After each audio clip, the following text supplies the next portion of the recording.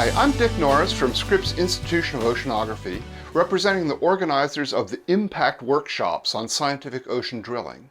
I'm here to invite you to participate in one or more of the events in our workshop series. Our goal is to examine the role of scientific ocean drilling in three topic areas: engaging the public, informing policymakers, and preparing the next generation of scientists.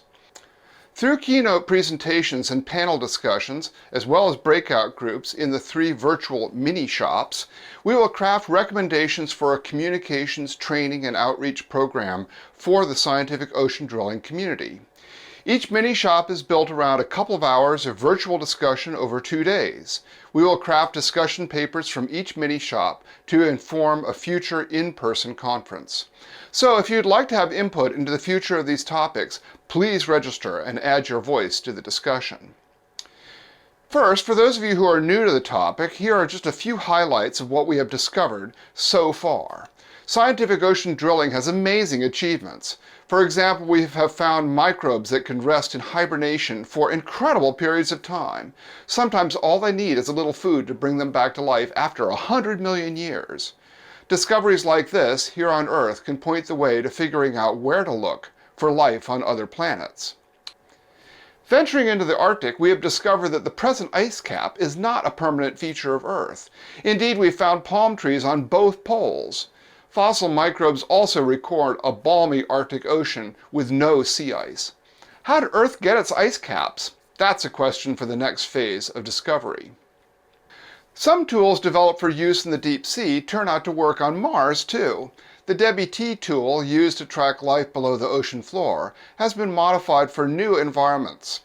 DEBBT became Sherlock and is currently in use investigating Mars. So what is scientific ocean drilling? An international consortium of scientists and science agencies have explored the ocean's geology since the late 1960s.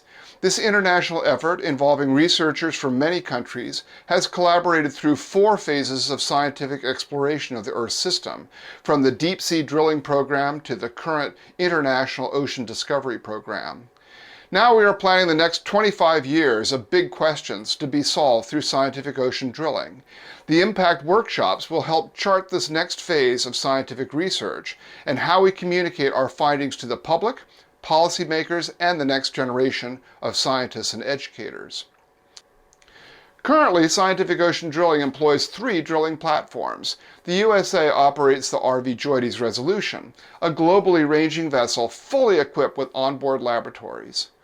Japan operates the DV Chikyu, primarily used in very deep water and seismically active areas. And the Europeans operate specialty vessels, each contracted for a specific job that usually involves shallow or ice-covered waters.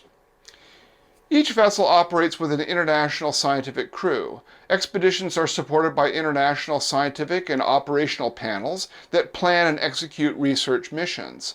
Scientific panels also manage the dissemination of results and archive scientific samples for use by the world community of scholars.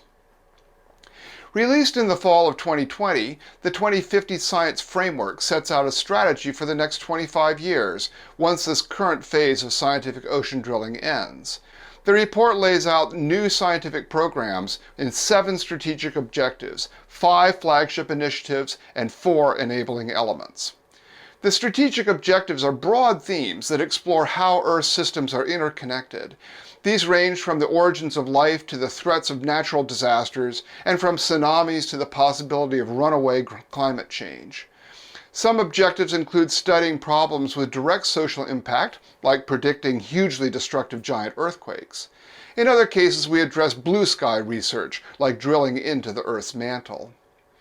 We recognize that many big questions can only be answered by sustained campaigns. These are encapsulated in 5 flagship initiatives. These big questions are supported by 4 enabling elements, which enhance the research program by fostering collaborations, communications, data sharing, and training. It is with enabling element number 1, broader impacts and outreach, that we need your help. The first of our 3 virtual mini-shops focuses on public engagement. How do we tell the public about our discoveries in the most engaging way? What themes and techniques will spark interest and curiosity in the story of how our planet works? Some of the questions we will address in the mini-shop are: how can we foster partnerships and collaborations between your community and scientific ocean drilling? What questions do you have about deep ocean exploration and how the Earth works? What videos, social media, curricula, books, or events work best for the people you work with? How do the people in your community connect science and cultural worldviews? Our second mini-shop addresses policy elements of scientific ocean drilling. Our science reveals threats to society and offers early warnings. We are also discovering new genetic and mineral resources, as well as knowledge about how the oceans might help reset Earth's climate balance. We also have a stake in advancing U.S. leadership in ocean technology and discovery. Do you design, write, or promote public policy? Do you want to promote U.S. leadership in ocean sciences?